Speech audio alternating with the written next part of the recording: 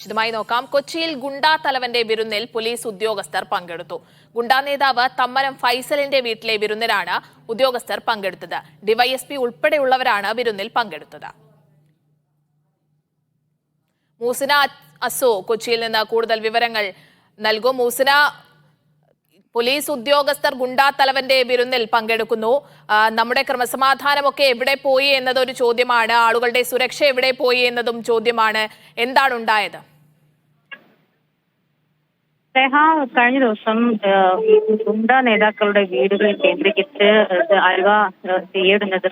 അങ്കമാലി സിയുടെ നേതൃത്വത്തിൽ വലിയ രീതിയിലുള്ള പരിശോധനകൾ നടന്നു വരികയാണ്. ഈ പരിശോധനയുടെ ഭാഗമായി അങ്കമാലി സിയെ ഈ തമ്മനം ഫൈസലിന്റെ പുളിയടത്തുള്ള വീട് കേന്ദ്രീകരിച്ച് കുറെ ദിവസങ്ങളായി പരിശോധന നടത്തുന്നുണ്ട്. ഇന്നലെ കഴിഞ്ഞ ദിവസം അവിടെ റെയ്ഡ് നടത്താൻ കയറിയപ്പോഴാണ് അകത്ത് വിരുന്നിൽ പങ്കെടുത്തുകൊണ്ടിരിക്കുന്ന ഡിവൈഎസ്പിയും മറ്റ് 3 പോലീസുകാരെയും ശ്രദ്ധയപ്പെടുന്നത്.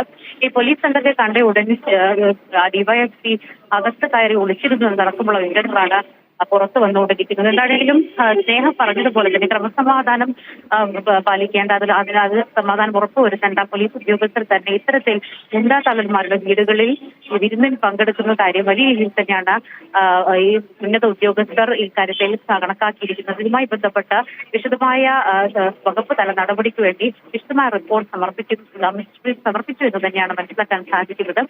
ഇതിന്റെ കൂടുതൽ മറ്റ് വിവരങ്ങൾ ഉടൻ തന്നെ പുറത്തു വരുന്നതിന് ആരൊക്കെയാണ്, ഏത് ഡിവൈഎസ്പിയാണ്, മറ്റ് ഏതൊക്കെ ഉദ്യോഗസ്ഥരാണ് എന്നടക്കമുള്ള കാര്യങ്ങൾ ഉടൻ തന്നെ പുറത്തു വരുന്നത് തന്നെയാണ് മനസ്സിലാക്കുന്നത്.